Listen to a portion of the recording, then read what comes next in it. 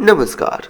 Cinema का इतिहास 100 साल से भी कुछ ज़्यादा पुराना है और मैं जो इसका हिस्सा हूँ, यही एहसास मेरे लिए सिग्निफिकेंट है।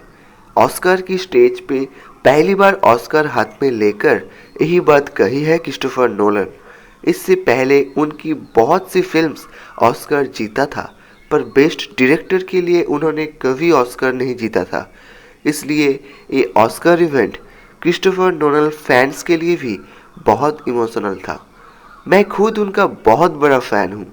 उनके हाथ में कुछ अलग ही जादू है। कॉम्प्लेक्स स्टोरी टेलिंग में उनसे बेहतर और कोई भी नहीं।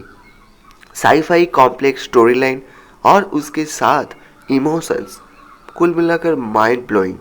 उनका जो फिल्म्स मुझे सबसे ज़्यादा पसंद है वो है इंटरस्टेलर।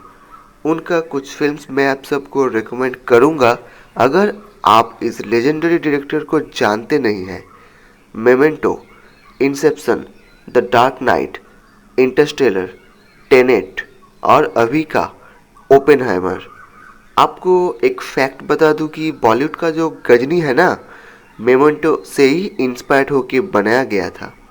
पर आपको मेमेंटो ज़रूर देखनी चाहिए क्योंकि ये गजनी से बहुत अलग है और ओरिजिनल भी। 96 ऑस्कर की स्टेज पे क्रिस्टोफर नोलन के हाथ में ऑस्कर देते हैं और एक लेजेंडरी डायरेक्टर, आपका और मेरा पसंदीदा फिल्म जुरासिक पार्क को बनाने वाला स्टीवन स्पीलबर्ग। ओपेनहाइमर के कैरेक्टर में एक्ट किया था किलियन मर्फी।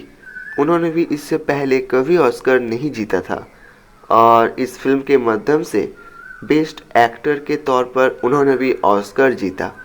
पहली बार ऑस्कर जीता रॉबर्ट डाउनी जूनियर भी एज ए बेस्ट को एक्टर। 13 नॉमिनेशंस के अंदर 7 विभाग में ऑस्कर जीता Oppenheimer. Best cinematography, best editing, best original score विभाग में भी जीता ओपेनहाइमर। दूसरी तरफ पुअर थिंग्स 4 विभाग में ऑस्कर जीता। दूसरी बार बेस्ट एक्ट्रेस के लिए ऑस्कर जीता एमा स्टोन, बट निराश किया बार्बी का रिजल्ट।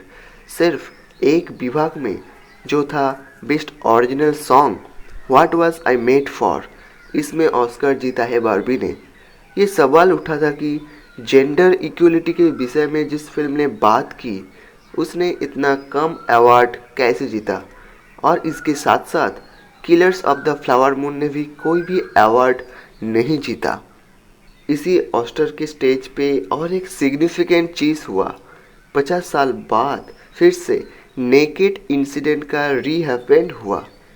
बेस्ट कॉस्ट्यूम डिज़ाइनर का अवार्ड देने के लिए जॉन सीना को स्टेज पे बुलाया जिमी किमेल, और तभी नेकेड होके स्टेज पे आया जॉन।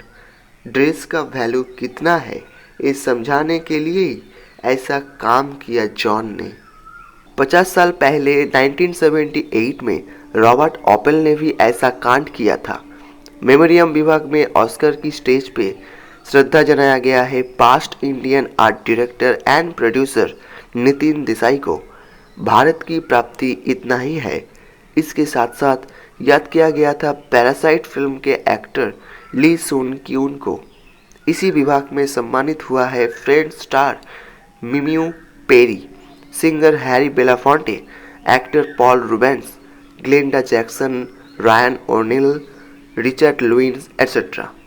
कुल मिलाकर इस ऑस्कर इवेंट में ओपेनहाइमर ही ऑस्कर जीतेगा ये सभी को पता था, क्योंकि क्रिस्टोफर नोलन है ही एक लेजेंड।